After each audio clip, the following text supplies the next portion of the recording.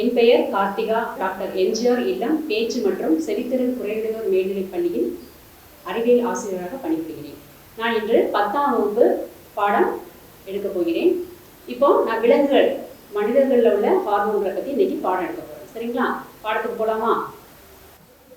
இப்போ நம்ம நாளமில்லா சுரப்பி மண்டலம் மற்றும் அதன் செயல்பாடுகளை பற்றி நம்ம இந்த பாடத்தில் பார்க்க போகிறோம். பாடத்துடைய தலைப்பு நாளமில்லா சுரப்பி.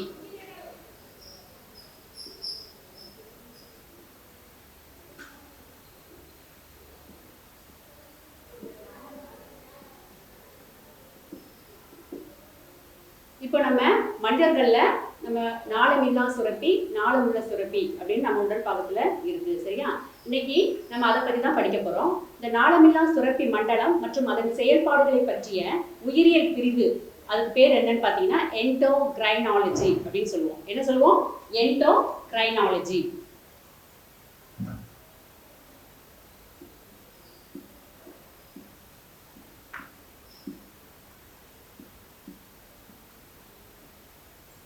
அந்த நாளமில்லா சுரப்பியை பற்றி நம்ம படிக்கிற அந்த உயிரியல் பிரிவுக்கு பேர் வந்து எண்டோக்ரைனாலஜி. இதை யார் கண்டுபிடிச்சாங்க அப்படின்னு பார்த்தீங்கன்னா தாமஸ் அடிசன் அப்படின்ற அறிவியல் அறிஞர். சரியா? இவர் வந்து இந்த நாளமில்லா சுரப்பி மண்டலத்தின் தந்தை என்று அழைக்கப்படுகிறார். யாரு? Thomas addition.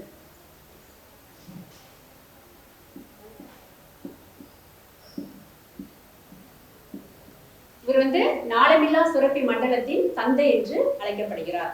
அதுக்கப்புறம் இந்த நாளமில்லா சுரப்பி மண்டலத்திலிருந்து வர்ற அந்த சுரப்பிக்கு பேர் வந்து ஹார்மோன்கள். சரியா? அது வந்து ஹார்மோன்கள் அப்படிங்கிறத கண்டுபிடிச்சவங்க 2 அறிவியல் அறிஞர்கள். அவங்க யாருன்னு பார்த்தீங்கன்னா பேல்ஸ் மற்றும் ஸ்டார்லிங். சரி, அந்த அறிவியல் அறிஞர்கள் அந்த ஹார்மோன் அப்படின்ற சொல்ல கண்டுபிடிச்சாங்க. அவங்க முதலாக கண்டுபிடிச்ச அந்த ஹார்மோன் வந்து செக்ரிடின் அப்படின்ற ஹார்மோனை கண்டுபிடிச்சாங்க. இப்போ இந்த ஹார்மோன்கள் விலங்குகளையும் மனிதர்களையும் இந்த நாளமில்லா சுரப்பிகள் இருக்கு. சரி, அதை பத்தி நம்ம பார்க்க போறோம். நாளமுள்ள சுரப்பிகள், நாளமில்லா சுரப்பிகள்.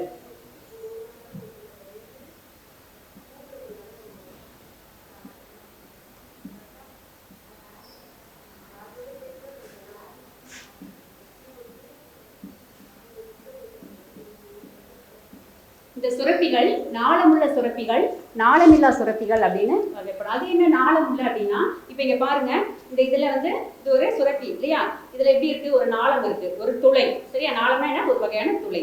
இந்த இதுல நாளம் இல்லை. இது வந்து நாளமுள்ள சுரப்பி, இது நாளமில்லா சுரப்பி. இதுதான் வித்தியாசம், வேறுபாடு. சரியா?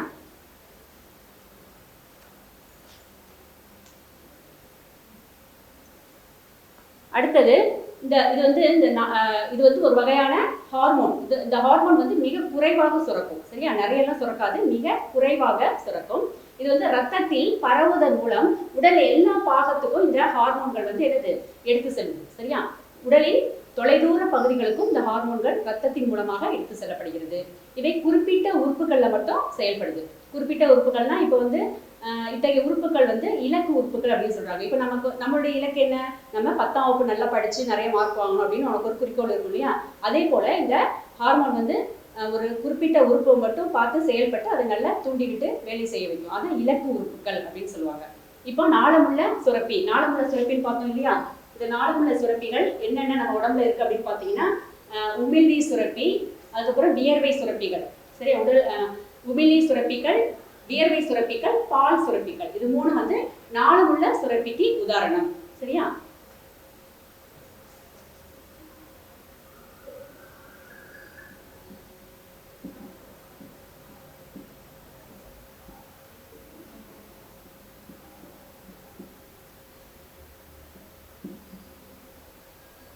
இப்போ இந்த 3 என்னது? நாளமுள்ள சுரப்பிக்கு உதாரணம். இப்போ அடுத்து நம்ம பார்க்க போறது நாளமில்லா சுரப்பிகள். இப்போ இந்த நாளமில்லா சுரப்பிகள் நம்ம உடல்ல எங்கெங்க இருக்குன்னு பார்க்கலாமா? பாருங்க, இது வந்து நம்ம உடல் உறுப்பு. நம்ம முழு உடல்ல இந்த நாளமில்லா சுரப்பி எங்கெங்க இருக்கு? முதல் இது வந்து பாத்தீங்கன்னா பிட்யூட்டரி சுரப்பி. பிட்யூட்டரி சுரப்பி வந்து எங்க இருக்கும் அப்படின்னு பாத்தீங்கன்னா தலைப்பகுதியில. தலையில உடனே உங்களுக்கு என்ன ஞாபகம் வரும்? தலையில மூளை பகுதி இருக்கு இல்லையா? அதுலதான் பிட்யூட்டரி சுரப்பி காணப்படுது. அடுத்தது தைராய்டு சுரப்பி. தைராய்டு சுரப்பி எங்க இருக்குன்னா கழுத்து பகுதியில இருக்கு. சரியா? அதுக்கப்புறம் பாராதைராய்டு சுரப்பி, அதுவும் கழுத்து பகுதியில இருக்கு. சரியா? ரெண்டும் வலதுபுறம் இடதுபுறம் இருக்கு. அடுத்தது கணையம். கணையம் பார்த்தீங்கன்னா வயிற்று பகுதியில் கணையம் இருக்கு. கணையம் வந்து லாங்கர் ஹார்ன் திட்டுக்கள் அப்படின்னு கணையத்துக்கு இன்னொரு பேர் உண்டு. அதுக்கப்புறம் அட்ரினல் சுரப்பி, இது வந்து கார்டெக்ஸ் அல்லது மெடுலா அதால ஆனது. இது வந்து வயிற்று பகுதியில் காணப்படுகிறது. அதுக்கப்புறம் இனப்பெருக்க சுரப்பிகள், விந்தகம் மற்றும் அண்ட சுரப்பி. அதுக்கப்புறம் கடைசியா தைமஸ் சுரப்பி, இது வந்து நுரையீரலுக்கும் இதயத்துக்கும் இடையில இருக்கு. சரியா, இதய பகுதி. சரியா, புரியுதா? இது வந்து நம்ம நாளமில்லா சுரப்பியுடைய வகைகள். இவையெல்லாம் நமக்கு நாளமில்லா சுரப்பிகள் அப்படின்னு சொல்றோம்.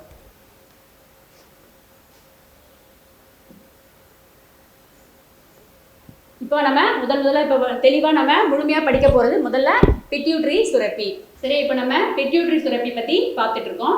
இது வந்து பிட்யூட்டரி சுரப்பி கூட இன்னொரு பெயர் பார்த்தீங்கன்னா ஹைப்போஃபைலிஸ்.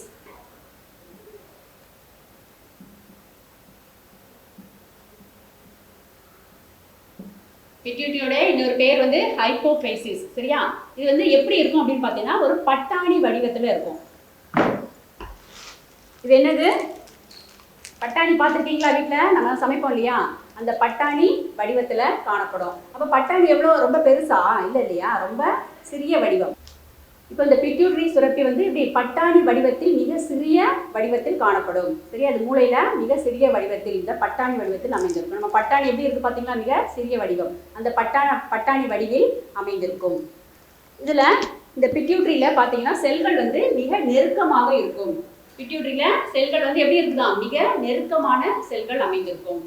இப்போ இது மூளையின் அடிப்பகுதியில் இந்த பிட்யூட்டரி சுரப்பி வந்து எங்க அமைஞ்சிருக்கு அப்படின்னு பார்த்தீங்கன்னா மூளை. இது என்னதுமா? இது என்னது?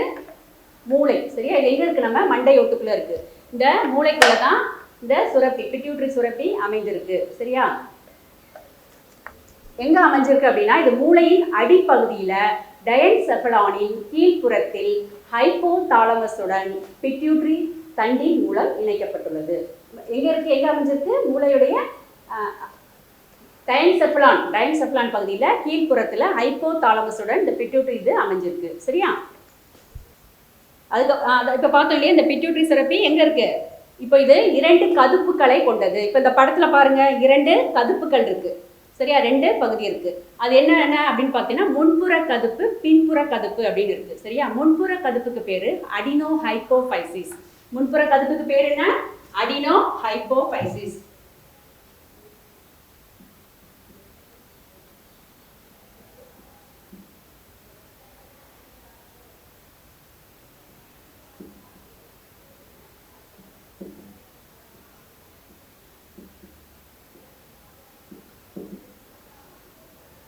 முன்புற கதுப்புக்கு பேரு அடினோ ஹைப்போஃபைசிஸ்.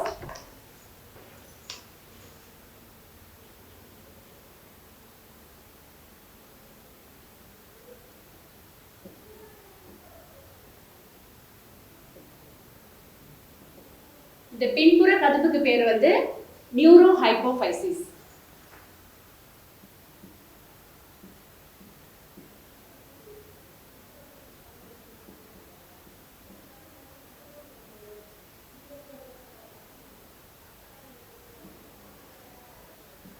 பாருங்க 2 கதுப்பு இருக்கு. எங்க இருக்கு? இந்த பிட்யூட்டரி சுரப்பியில் உள்ள இந்த 2 கதுப்புகள் முன்புற கதுப்பு, பின்புற கதுப்பு. முன்புற கதுப்புக்கு பேரு அடினோ ஹைப்போஃபைசிஸ், பின்புற கதுப்புக்கு பேரு நியூரோ ஹைப்போஃபைசிஸ். இதெல்லாம் ஞாபகம் வச்சுக்கோங்க, ஒரு மதிப்பெண்ல கேட்பாங்க. சரியா, இப்போ வந்து இந்த பிட்யூட்டரி சுரப்பி வந்து என்னது? உடலில் உள்ள மற்ற ஹார்மோன்கள் பார்த்தோம் இல்லையா, என்னென்ன ஹார்மோன்கள் பார்த்தோம் இல்லையா, தைராய்டு, அட்ரினல், கணையம், அதெல்லாம் பார்த்தோன்னா எல்லாத்துக்குமே வந்து அது வந்து உதவியா இருக்கு, முதன்மை சுரப்பியா இருக்கு. எல்லாத்தையுமே அதுதான் வழி நடத்துது. சரியா, அதனால இதுக்கு வந்து என்ன சொல்றாங்க? தலைமை சுரப்பி அப்படின்னு பேரு. அப்ப பிட்யூட்டரிக்கு என்ன பெயரு? தலைமை சுரப்பி என்று அழைக்கப்படுகிறது. இது வந்து என்ன அழைக்கப்படுகிறது? தலைமை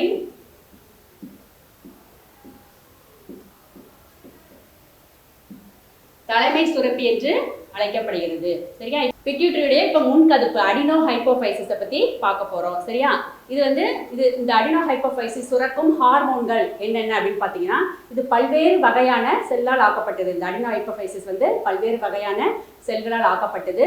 இது பிற நாளமில்லா சுரப்பிகளை தூண்டும் ஹார்மோன்களை உற்பத்தி செய்கிறது.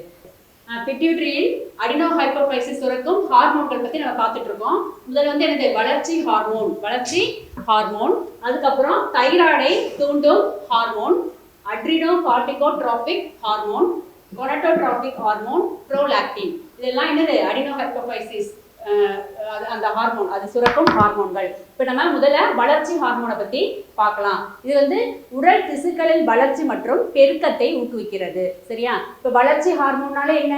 நம்ம எலும்பு தான் முக்கியம். வளர்ச்சி, உடல் வளர்ச்சிக்கு தேவையான ஹார்மோன். அது திசுக்களின் வளர்ச்சி. திசுக்கள்னா என்னது? செல்களின் தொகுப்பு தான் திசுக்கள். திசுக்களின் வளர்ச்சி மற்றும் அதன் பெருக்கத்தை ஊக்குவிக்கிறது.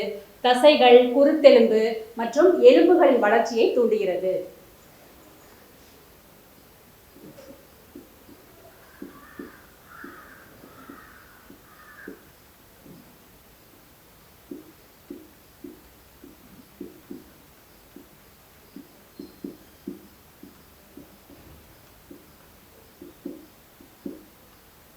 உடல் திசுக்களின் வளர்ச்சியை தூண்டுது. அப்புறம் தசைகள், எலும்புகள் வளர்ச்சியை தூண்டுது. அதுக்கப்புறம் இது செல்களின் வளர்ச்சிதை மாற்றத்தை கட்டுப்படுத்துகிறது.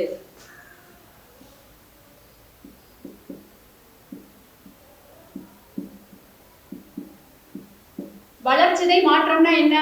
இப்ப நம்ம சாப்பிடுறோம் இல்லையா, அந்த சாப்பாட்டுல உள்ள சத்துக்கள்லாம் ரத்தத்துல கலக்குது. அப்ப ரத்தத்துல குளுக்கோஸ் போய் சேருது இல்லையா, அதுல அதிகப்படியான குளுக்கோஸ் அது வந்து என்ன பண்ணுது? கிளைகோஜனாக மாற்றப்பட்டு அவை தசைகளிலும் கல்லீரலிலும் சேமித்து வைக்கப்படுகிறது. எப்போ நமக்கு ஆற்றல் தேவையோ அந்த கிளைகோஜன் குளுக்கோஸாக மாற்றப்படுகிறது. இதுதான் என்னது? வளர்ச்சிதை மாற்றம், மெட்டபாலிசம் அப்படின்னு சொல்லுவாங்க, வளர்ச்சிதை மாற்றம். இப்போ இந்த ஹார்மோன் வந்து நமக்கு குறைவாக, ஹார்மோன் வந்து சுரப்பின் காரணமாக இந்நிலை வந்து குழந்தைகள் குறைவாக சுரக்கிறதுனால, இந்த ஹார்மோன் வந்து குறைவாக சுரக்கிறதுனால குழந்தைகளுக்கு வந்து குள்ளத்தன்மை ஏற்படுகிறது. இந்த ஹார்மோன் குறைபாடால குழந்தைகளுக்கு இந்த நோய் ஏற்படுது. அது என்ன டிஃபிஷியன்சி அப்படின்னு பார்த்தீங்கன்னா குறைபாடு, குள்ளத்தன்மையா இருப்பாங்க. சரியா? குள்ளமா இருப்பாங்க. குறைவான சுரப்பின் காரணமாக இந்நிலை வந்து ஏற்படுகிறது. இதனுடைய அறிகுறிகள் அப்படின்னு பார்த்தீங்கன்னா குன்றிய வளர்ச்சி. சரியா? எலும்புகள் வந்து பெருசா இல்லாம குன்றிய வளர்ச்சி, எலும்புகள் உருவாவதுல தாமதம் ஏற்படுகிறது அவங்க. அப்புறம் மன வளர்ச்சி குறைபாடு ஆகியவை இதன் அறிகுறிகள். சரியா? இது வந்து என்னது? குள்ளத்தன்மைக்கு அறிகுறிகள். அதுக்கப்புறம் இந்த ஹார்மோன்கள் வந்து அதிகமாக சுரந்துச்சுன்னா அது வந்து அசுரத்தன்மை அப்படின்னு சொல்றாங்க. அது வந்து எப்படின்னா, இங்க பாத்தீங்கன்னா தெரியும், இவர் வந்து எவ்வளவு ஹைட்டா இருக்காரு பாத்தீங்களா? இதுவும் குழந்தையிலிருந்து ஏற்படுற ஒரு ஹார்மோன் குறைபாடு தான். குழந்தைகள் வளர்ச்சி ஹார்மோன் அதிகமாக சுரத்தல் காரணமாக இவங்களுடைய வளர்ச்சி வந்து எப்படி இருக்கான்? மிகையான வளர்ச்சி, அசுரத்தன்மை.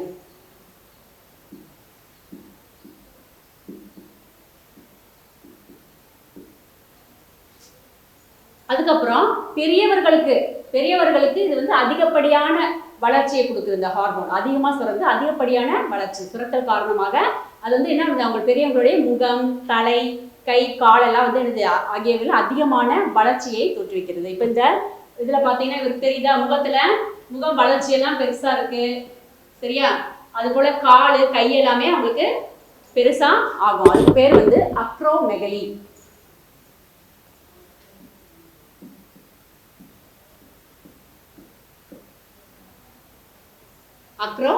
இப்போ வந்து நம்ம பிட்யூட்டரியின் முன்கதிர்ப்பு அடினோ ஹைப்போஃபைசிஸ் பத்தி பார்த்துட்டு இருந்தோம் இல்லையா, வளர்ச்சி ஹார்மோனை பத்தி பார்த்தோம். அடுத்தது வந்து தைராய்டை தூண்டும் ஹார்மோன்.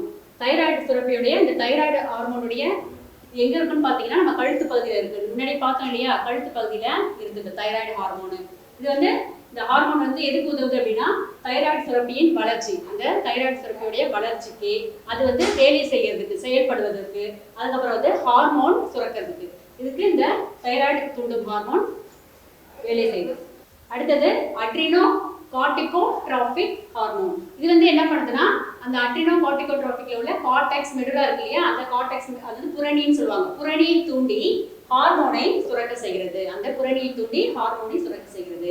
அது மட்டும் இல்லாம புரத உற்பத்தியில தாக்கத்தை ஏற்படுத்துகிறது. புரத உற்பத்தினா என்ன? நம்ம உண்ணப்படுற உணவுல உள்ள அமினோ அமிலங்கள் இருக்கு இல்லையா, அது நிறைய இருக்கும். அந்த அமினோ அமிலங்கள் ஒண்ணா எடுத்துட்டு வந்து இந்த என்ன செய்யும், இந்த ரத்தத்துல உள்ள குளுக்கோஸ் அதெல்லாம் நம்ம இது பண்றோம் இல்லையா, அதே போல இந்த புரத உற்பத்தியில இந்த அமினோ அமிலங்கள், உணவுல உள்ள அமினோ அமிலங்கள்லாம் சேர்ந்து புரதத்தை உற்பத்தி செய்யுது. அந்த புரத உற்பத்தியில இது வந்து என்ன பண்ணுது, இந்த அட்ரினோ கார்டிகோட்ரோபிக் வந்து தாக்கத்தை ஏற்படுத்துகிறது. அடுத்தது கொனட்டோட்ரோபிக் ஹார்மோன். கொனட்டோட்ரோபிக் ஹார்மோன் இது வந்து பாலிக்கல் செல்களை தூண்டும் ஹார்மோன் மற்றும் லூட்டினைசிங் ஹார்மோன். பாலிக்கல் செல்கள் இப்போ வந்து கொனட்டோட்ரோபிக் அப்படின்னாலே அது வந்து இனப்பெருக்க, இது ஆண் இனப்பெருக்கம், பெண் இனப்பெருக்க உறுப்பு. ஆண் இனப்பெருக்கம் விந்தகம், பெண் இனப்பெருக்கம் அண்டகம். சரியா? அதுல பாலிக்கல் செல்களை தூண்டும் ஹார்மோன் மற்றும் லூட்டினைசிங் ஹார்மோன். சரியா? இது வந்து அவை இந்த ஹார்மோன்களை உற்பத்தி செய்கிறது. அப்புறம் இவை இரண்டும் இனப்பெருக்க உறுப்பு வளர்ச்சிக்கு காரணமாகின்றன. இது இந்த லூட்டினைசிங் ஹார்மோனும் பாலிக்கல் செல்களை தூண்டும் ஹார்மோனும் இந்த இனப்பெருக்க உறுப்பு வளர்ச்சிக்கு காரணமாக, மிக முக்கிய காரணமாக அமைகின்றது. அடுத்தது பாலிக்கல்களை தூண்டும் ஹார்மோன். இது வந்து பார்த்தீங்கன்னா இது வந்து ஆண்களின் விந்தகங்களின் எபித்தீலியத்தை தூண்டுவதன் மூலம் விந்தணுக்களை உருவாக்குகிறது. இப்போ நம்ம முன்னாடி பார்த்தோம் இல்லையா, ஆண் இனப்பெருக்க உறுப்பு, பெண் இனப்பெருக்க உறுப்பு பார்த்தோம் இல்லையா, அதில் ஆண்களுடைய விந்தணுக்கள், விந்தகம் இருக்கு இல்லையா, அதில் உள்ள விந்தணுக்கள் அதை வந்து உற்பத்தி செய்யறதுக்கு இந்த பாலிக்கல்களை தூண்டுகிறது. சரியா? இந்த ஹார்மோன் வந்து தூண்டுகிறது. அதுக்கப்புறம் பெண்களின் அண்ட சுரப்பியினுள் அண்ட செல்கள் வளர்ச்சி அடைவதை ஊக்குவிக்கிறது. இப்போ வந்து அண்ட சுரப்பியுடைய நீர்வெட்டு தோற்றம் இது. அதில் பார்த்தீங்கன்னா அந்த அண்ட சுரப்பி செல்கள் இருக்கு இல்லைங்களா, அது வந்து அந்த முட்டை, அந்த அண்டத்திலிருந்து அந்த முட்டை வெளிவருது. சரியா? அந்த அண்ட செல்கள் வளர்ச்சி அடைவதை ஊக்குவிக்கிறது. அண்ட செல்கள் வளர்ச்சி அடைவதை ஊக்குவிக்கிறது. இது வந்து பாலிக்கல்களை தூண்டும் ஹார்மோன். சரியா? அடுத்தது லூட்டினைசிங் ஹார்மோன். இது வந்து ஆண்களில் லீடிங் செல்கள் தூண்டப்படுவதன் மூலம் ஆண் இனப்பெருக்க ஹார்மோனான டெஸ்டோஸ்டிரான் சுரக்க காரணமாகிறது. ஆண் இனப்பெருக்க ஹார்மோன் என்னது? டெஸ்டோஸ்டிரான். ஆண் இனப்பெருக்க ஹார்மோன் டெஸ்டோஸ்டிரான். ஸோ அந்த ஹார்மோனை சுரக்கிறதுக்கு இந்த லூட்டினைசிங் ஹார்மோன் காரணமாகிறது. அதுக்கப்புறம் பெண்கள்ல அண்டம் விடுபடுதல். இப்போ நம்ம இங்க பார்த்தோம் இல்லையா, பெண் அண்ட செல்கள் வந்து விடுபடுதல், அண்டம் கருமுட்டைகள் வந்து என்னது வெளியே வர்றது. பெண்களில் அண்டம் விடுபடுதல் முதிர்ந்த கிராஃபியன் பாலிக்கல் இருந்து, முதிர்ச்சி அடைந்து அந்த கிராஃபியன் பாலிக்கல் இருந்து அண்ட செல்கள், அண்டம் வந்து விடுபடுறதுக்கு இதுவா இருக்கு. அதுக்கப்புறம் கார்பஸ் லூட்டியம் வளர்ச்சி அடைகிறது.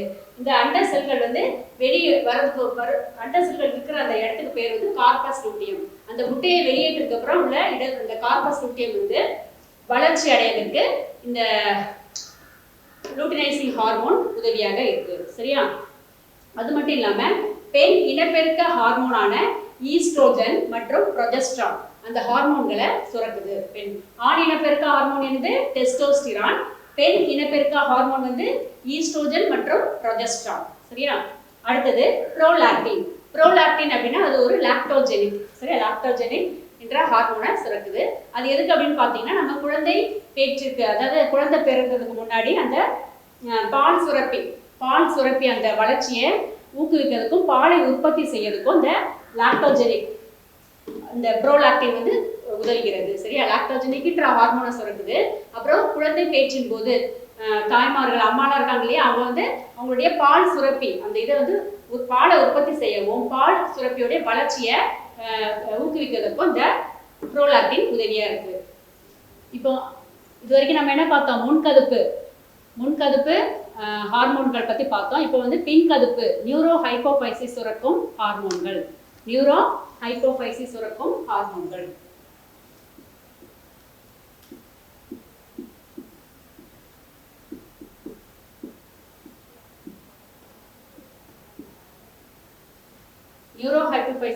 சுரக்கும் ஹார்மோன்கள் மாத்தணும். அது வந்து என்னென்ன அப்படின்னு பார்க்கலாம். அது முதல்ல வந்து பார்த்தீங்கன்னா வாசோப்ரெசின் அல்லது ஆன்டிடயூரிட்டிக் ஹார்மோன்.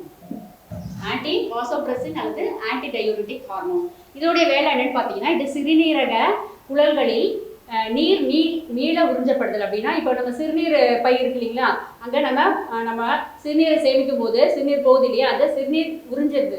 அந்த சிறுநீரில் உள்ள நீர் அதிகமாக இருக்கும். சரியா? வெளியேற்றப்படும் சிறுநீரில் நீர் அதிகமாக இருக்கும். இந்த வாசோப்ரெசின் என்ன பண்ணுறது? அந்த சிறுநீரில் உள்ள நீரை உறிஞ்சிட்டு வெறும் சிறுநீரை மட்டும் வெளியே அனுப்புது.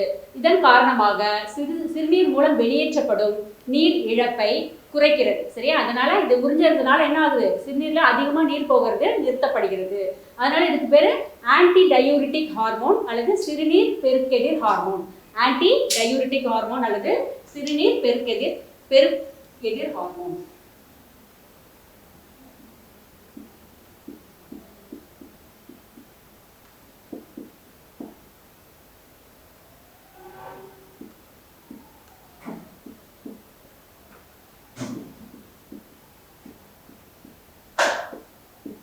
சிறுநீர் பெருக்கெதிர் ஹார்மோன் அப்படின்னு சொல்றாங்க. அதுக்கப்புறம் இதனுடைய குறைபாடுகள் என்ன அப்படின்னு, இந்த ஹார்மோன் வந்து குறைபாடாக இருந்துச்சுன்னா, இந்த ஏடிஹெச் குறைவாக சுரப்பதால என்ன ஆகுதுன்னா, நீர் மீள உறிஞ்சப்படுவது வந்து குறைவதால் அதிகப்படியான சிறுநீர், இப்போ அதில் வந்து நீரை உறிஞ்சிட்டு வெறும் சிறுநீரை மட்டும் வெளியேற்றிச்சு அதோடைய வேலை. ஆனால் இது குறைபாடாக இருக்கும் பொழுது அதிகப்படியான சிறுநீர் வந்து வெளியே, அப்போ நீர் உறிஞ்சாம சிறுநீர் வந்து எனக்கு அதிகமாக வெளியேற்றும் நிலை ஏற்படுகிறது. அதுக்கு பேர் வந்து பாலியூரியா. பாலியூரியானா அதிகமாக யூரின் வெளியே போகிறது. அப்போ யூரின் வெளியே போனால் என்ன ஆகும், அதிகமாக நமக்கு தாகம் எடுக்கும். அப்போ அதுக்கு பேர் வந்து என்னது, டயபெட்டிஸ். சரியா, இக்குறைபாடு டயபெட்டிஸ் இன்சிபிட்டஸ், டயபெட்டிஸ் இன்சிபிட்டஸ் அப்படின்னு சொல்லுவாங்க.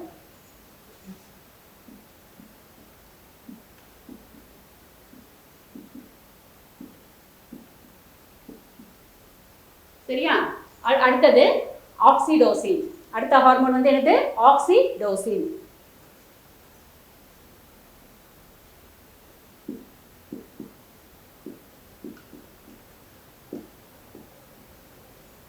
இந்த ஆக்சிடோசின் பார்த்தீங்கன்னா பெண்கள் வந்து குழந்தை பிறக்கும் போது கருப்பையை சுருக்கவும் விரிவடையும் செய்யுது.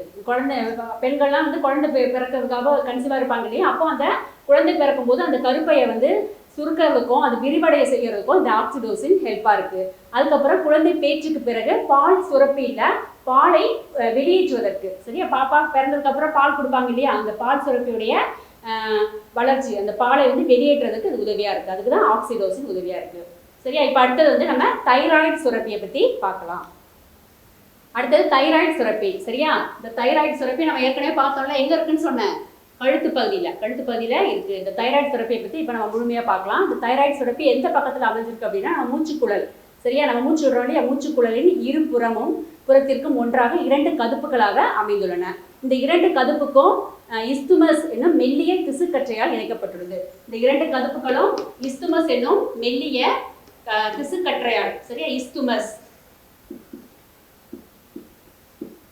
அப்படிங்கிறது ஒரு திசுக்கற்றை. சரியா, இந்த 2 கதுப்புகளும் இஸ்துமஸ் என்னும் திசுக்கற்றையால் இணைக்கப்பட்டுள்ளது. இச்சுரப்பியானது பல நுண்கதுப்புகளால் ஆனது. சரியா, பல நுண்கதுப்புகள் பார்த்தாலே தெரியும், சில நுண்கதுப்புகளால் ஆனது. இந்த நுண்கதுப்புகள் வந்து பார்த்தீங்கன்னா கனசதுர எபித்தீலிய செல்களை சுவராக கொண்டுள்ளது. கனசதுர எபித்தீலிய செல்களை சுவராக கொண்டுள்ளது. இந்த கதுப்புகளின் உள்ளே என்ன இருக்கு, தைரோகுளோபின் அப்படின்ற ஒரு கூழ்ம பொருள் நிரம்பியுள்ளது. நுண்கதுப்புகளின் உள்ளே என்ன இருக்கு, தைரோகுளோபின்.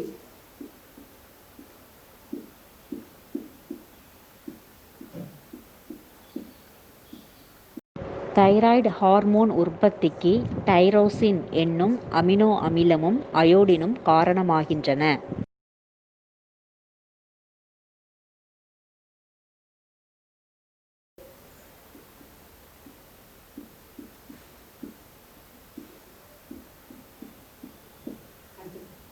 சரியா, இப்போ இந்த தைராய்டு சுரப்பியில் சுரக்கும் ஹார்மோன்கள் 2 வகையான ஹார்மோன்கள் சுரக்குது.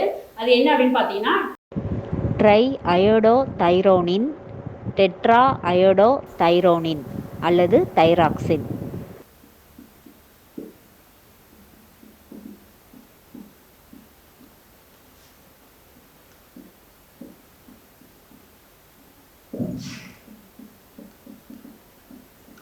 டெட்ரா அயோடோதைரோசின் அப்படின்னு 2 வகையான ஹார்மோன்கள் வந்து இது சுரக்குது. சரியா, அதுக்கப்புறம் இது தைராய்டு ஹார்மோனுடைய பணிகள் என்னென்ன அப்படின்னு பார்த்தோன்னா, இது வந்து என்ன பண்ணுது, அடிப்படை வளர்ச்சிதை மாற்ற வீதத்தை பராமரித்து ஆற்றலை உற்பத்தி செய்கிறது. அதாவது வளர்ச்சிதை மாற்றம், அந்த வளர்ச்சிதை மாற்றத்துக்கு உதவியாக இருக்குது. அப்புறம் ஆற்றலை உற்பத்தி செய்யவும் பயன்படுகிறது. அதுக்கப்புறம் உடல் வெப்பநிலையை சமநிலையில் வைக்குது. நமக்கு உடல் வெப்பநிலை எவ்வளோ இருக்கும், 37 டிகிரி செல்சியஸ். அந்த உடல் வெப்பநிலையை சமநிலையில் வைக்கிறதுக்கு உதவுது. அதுக்கப்புறம் மூளையில் உள்ள மைய நரம்பு மண்டலத்தின் செயல்பாடுகளில் பங்கேற்றுகிறது. மைய நரம்பு மண்டலம் அது எங்க இருக்கு அப்படின்னா, மூளையின் மைய பகுதியில் இருக்கு. சரியா, மூளையின் மைய நரம்பு மண்டலத்தின் செயல்பாடுகளில் பங்கேற்றது. அதுக்கப்புறம் உடல் வளர்ச்சி மற்றும் எலும்புகள் உருவாக்கம். சரியா, உடல் வளர்ச்சி, அதுக்கப்புறம் எலும்புகள் உருவாக்கம் ஆகியவற்றை கட்டுப்படுத்துகிறது. அதுக்கப்புறம் உடல் மன மற்றும் ஆளுமை வளர்ச்சியில முக்கிய பங்காற்றுகிறது. அதனால இந்த ஹார்மோனுக்கு இன்னொரு பேர் என்னன்னா, ஆளுமை ஹார்மோன் அப்படின்னு சொல்லுவாங்க. என்ன ஹார்மோன், ஆளுமை ஹார்மோன்.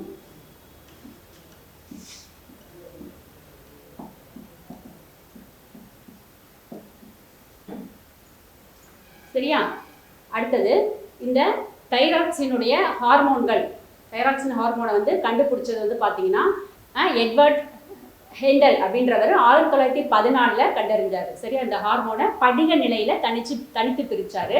1927 ஆண்டில் சார்லஸ் ஹாரிங்டன் அப்படின்றவர், ஜார்ஜ் ஃபர்ஜர் ஆகிய 2 பேரும் என்ன பண்ணாங்க, தைராக்சின் ஹார்மோனுடைய மூலக்கூறு அமைப்பை கண்டுபிடிச்சாங்க. அதுக்கப்புறம் ஒவ்வொரு நாளும் தைராய்டு சுரப்பி வந்து எவ்வளோ ஹார்மோனை சுரக்குது அப்படின்னா 120 நியூ கிராம் அப்படின்னா மிக சிறிய அளவு. சரியா, தைராய்டு சுரப்பியான மிக சிறிய அளவு ஹார்மோனை சுரக்குது. இப்போ நம்ம என்ன பார்த்தோம், தைராய்டு சுரப்பியை பற்றி பார்த்தோம், அதோடைய அமைப்பு, அது எவ்வாறு செயல்படுது அப்படின்னு அதோடைய பணிகளை பற்றி பார்த்தோம். அடுத்தது இப்போ வந்து இது வந்து ஆளுமை ஹார்மோன் அப்படின்னு சொன்னேன் இல்லையா, அது மட்டும் இல்லாமல் இது வந்து செல்களுடைய வளர்ச்சிதை மாற்றத்துக்கும் உதவியாக இருக்குது. அதுக்கப்புறம் தைராய்டு சுரப்பியினுடைய குறைபாடு, இந்த தைராய்டு சுரப்பி உதவியாக இருந்தாலும் இந்த ஹார்மோன் வந்து குறைவாக சுரக்கும் போது ஏற்படும் குறைபாடுகள் என்னென்ன அப்படின்னு பார்த்தீங்கன்னா, தைராய்டு சுரப்பி வந்து இயல்பான அளவு ஹார்மோன்களை சுரக்காத நிலை வந்து தைராய்டு குறைபாடு அப்படின்னு சொல்கிறோம். அது ஒரு இயல்பான நிலை ஹார்மோன் சுரக்கணும், சிறிதளவு சுரக்கணும். அந்த ஹார்மோனுடைய இயல்பு நிலை இல்லாமல் சுரந்துச்சுன்னா அது குறைபாடாக ஏற்படுது. இது வந்து எளிய காய்டர், கிரிட்டினிசம், மிக்சிடிமா அப்படின்ற ஆகியவை ஹைப்போதைராய்டிசத்தினுடைய வெளிப்பாடுகள். எளிய காய்டர், கிரிட்டினிசம், மிக்சிடிமா.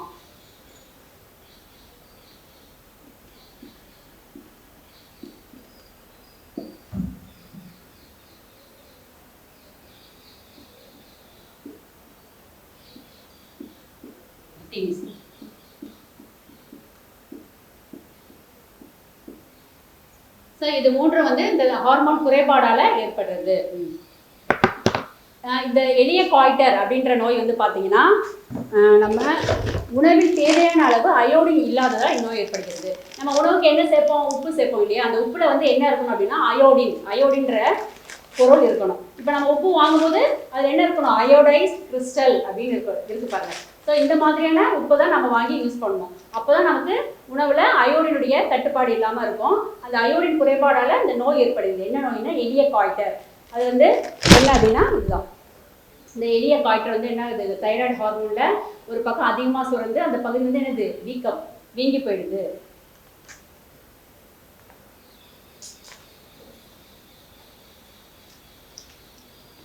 இவங்களுக்கு எப்படி இருக்குது, அந்த கழுத்து பகுதி வீங்கி எளிய காய்டர் நோய் ஏற்படுகிறது. இது வந்து இந்த அயோடின் பார்த்தீங்கன்னா இமயமலை பகுதியில் உள்ள மக்களுக்கு வந்து இந்த காய்டர் நோய் வந்து அதிகமாக வருது. ஏன் அப்படின்னா அந்த இமயமலை பகுதியில் மண் வளத்தில் அயோடின் வந்து ரொம்ப குறைவாக இருக்கிறதுனால அங்கே வந்து அவங்க சாப்பிட்ற உணவுப் பொருட்கள் என்ன ஆயிடுது, அயோடின் கம்மியாயிடுது. அதனால அங்கே நிறைய பேர் வந்து இந்த நோயால் அதிகமாக பாதிக்கப்படுறாங்க. அதுக்கப்புறம் அந்த கழுத்து பகுதியில் குறிப்பிடத்தக்க அளவு தைராய்டு சுரப்பி வந்து என்னது வீங்கி காணப்படுவதால இந்நிலை வந்து எளிய காய்டர் அப்படின்னு சொல்லப்படுது. சரிதா, கழுத்து பகுதியில வீக்கம் இருக்கிறதுனால இந்த நோய்க்கு பேர் வந்து என்னது, எளிய காய்டர். சரியா, அடுத்து கிரிட்டினிசம். இது வந்து குழந்தைகள் வந்து குறைவான தைராய்டு ஹார்மோன், குழந்தைகளுக்கு இந்த ஹார்மோன் வந்து குறைவாக சுரக்கும் பொழுது இந்த நோய் ஏற்படுகிறது. அதுக்கு பேர் வந்து கிரிட்டினிசம். அது பார்த்தீங்கன்னா இந்த மாதிரி இப்போ பார்த்தீங்கன்னா இந்த குழந்தை வந்து சின்ன குழந்தை தான், ஆனால் அவங்களுடைய முதிர்ச்சி, முக வளர்ச்சி, கை கால் வளர்ச்சி எல்லாம் என்ன பார்த்தீங்கன்னா அப்படியே குள்ளமாக இருக்காங்க. இப்போ முதலே பார்த்தோம் இல்லையா, குள்ளத்தன்மை, அவங்க குள்ளமாக இருப்பாங்க, வளர்ச்சி இல்லாமல் குள்ளமாக இருக்காங்க. ஸோ இவங்க வந்து கிரிட்டீன்கள் அப்படின்னு சொல்லுவாங்க. சரியா, கிரிட்டினிசத்தை உள்ளவங்கள கிரிட்டீன்கள் அப்படின்னு சொல்லுவாங்க.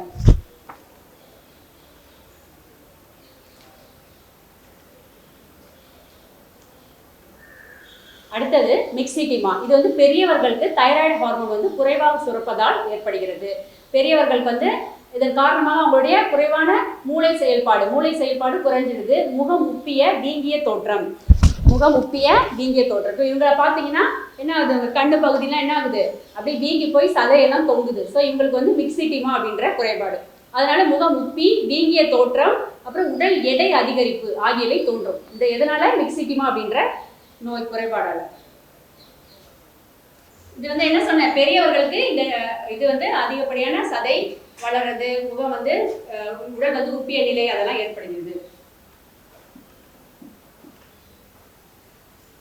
அடுத்தது ஹைப்பர் தைராய்டிசம்.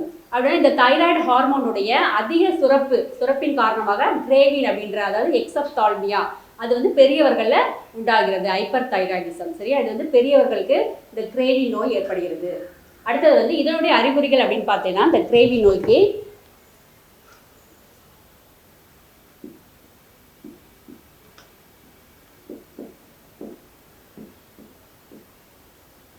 அவங்களுடைய கண் பார்வை இருக்கு பாருங்க, அதாவது துருத்திய கண்கள். கண்கள் வந்து எப்பவுமே இப்படியே பார்க்குற மாதிரியே இருக்கும். அது வந்து இந்த குறைபாடுனால துருத்திய கண்கள். அப்புறம் அவங்களுக்கு வளர்ச்சிதை மாற்ற வீதம் அதிகரித்தல். அதுக்கப்புறம் மிகை உடல் வெப்பநிலை. வெப்பநிலை வந்து எப்பவுமே அதிகமா இருக்கும். சரியா? அதுக்கப்புறம் மிகையாக வியர்த்தல், வியர்த்து கொண்டே இருக்கும். அதிகமா வியர்வை எப்ப பார்த்தாலும் வந்துட்டே இருக்கும். உடல் எடை குறைவு, இதெல்லாம் வந்து இவங்களுக்கு ஏற்படுது. அது மட்டும் இல்லாம நரம்பு தளர்ச்சியும் ஏற்படுது.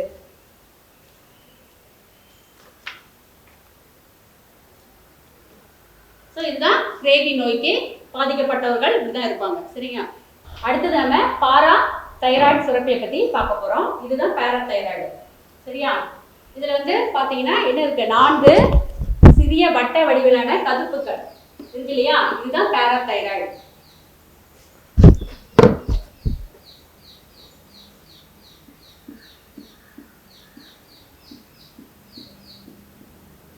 இதுதான் பாராதைராய்டு சுரப்பி. இந்த சுரப்பியோடைய முதன்மை செல்கள் வந்து பாராதார்மோன் என்னும் ஹார்மோனை சுரக்குது. இது என்ன ஹார்மோனை சுரக்குது? பாராதார்மோன் அப்படின்ற ஹார்மோனை சுரக்குது. இதோடைய பணிகள் என்னென்ன அப்படின்னு பார்த்தீங்கன்னா, மனித உடலில் கால்சியம் மற்றும் பாஸ்பரஸ் வளர்ச்சிதை மாற்றத்தை ஒழுங்குபடுத்துகிறது. மனித உடல்ல கால்சியம் மற்றும் பாஸ்பரஸுடைய உற்பத்தியை ஒழுங்குபடுத்துகிறது. அப்புறம் ரத்தத்தில் கால்சியம் அளவை பராமரிப்பதற்காகவும் எலும்பு, சிறுநீரகம் மற்றும் குடல் ஆகியவற்றை என்ன பண்ணுது? செயலாற்றுறது. குடல் பகுதியில் ஆகிய செயலாற்றுறது இந்த பாராதார்மோனுடைய பணிகள்.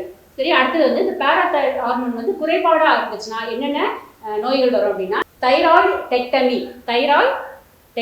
ஓகே, தைராய்டு டெக்டமி அப்படின்றது என்ன அப்படின்னா, அந்த அறுவை சிகிச்சை, ஒரு அறுவை சிகிச்சைக்கு பேரு தைராய்டு டெக்டமி. இது வந்து தைராய்டு சுரப்பியை அகற்றப்படுதல். அந்த தைராய்டு சுரப்பியை எடுத்துட்டாங்க அப்படின்னா இந்த பாராதைராய்டு சுரப்பி சுரக்கும் ஹார்மோன் வந்து குறைவாக சுரக்குது. அதை அகற்றுறதுனால இந்த பாராதைராய்டுடைய சுரப்பு வந்து குறைவாக சுரக்குது. தசை இறுக்கம், அதனால என்ன ஆகுது அப்படின்னா தசை இறுக்கம் ஏற்படுகிறது. டெட்டனி ஏற்படுதல், முகம், குரல் வளை, கைகள் மற்றும் பாதங்கள்ல தசைகள் இறுக்கம் அடைதல், இதெல்லாம் ஏற்படுது. சரியா? இப்போ அது பார்த்தீங்கன்னா டெட்டனி இல்லையா, இது ஏற்படுதல் முகம், அந்த கால் கைகள்லாம் என்ன ஆகுது? சுருக்கம், தசை இறுக்கம், அதெல்லாம் ஏற்படுது. அதுதான் இதோடைய குறைபாடு.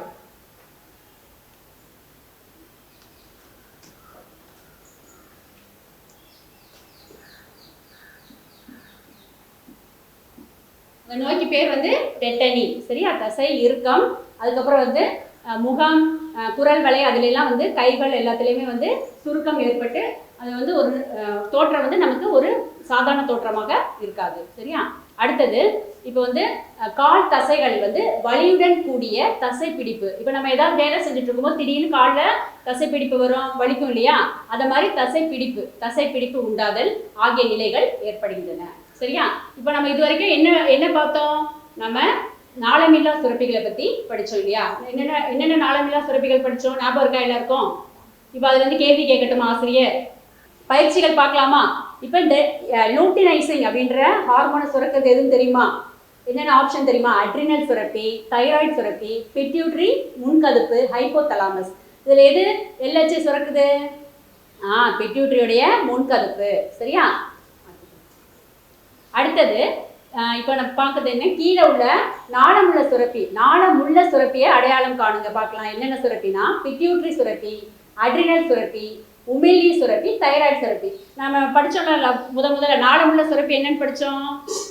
உமிழ்நீ சுரப்பி, வியர்வை சுரப்பி, பால் சுரப்பி, இதுதான் நாளமுள்ள சுரப்பி. அப்போ இந்த ஆப்ஷன்ல என்ன இருக்கு? உமிழ்நீ சுரப்பி தான் சரியான ஆன்சர். அடுத்தது இப்போ ஒரே வார்த்தையில் விடை சொல்லுங்க பார்க்கலாம். குழந்தை பேச்சுக்கு பின் பால் சுரக்க காரணமான ஹார்மோன் எது? என்ன ஹார்மோன் நம்ம பார்த்தோம்? ஆக்சிடோசின். சரியா? அடுத்து தலைமை சுரப்பின்னு எது அழைக்கப்படுது? பிட்யூட்ரி சுரப்பி. ஓகே மாணவர்களே, இந்த பாடத்தை மறுபடியும் ஏன்னா இந்த பாடத்தில் உள்ள அனைத்து இதுவுமே முக்கியமானது கேள்விகளும். இந்த பாடத்தில் உள்ள பயிற்சிகளை மேலும் நீங்க எழுதி பார்த்து பயிற்சி செய்து தேர்வுக்கு தயாராகுங்க. நன்றி.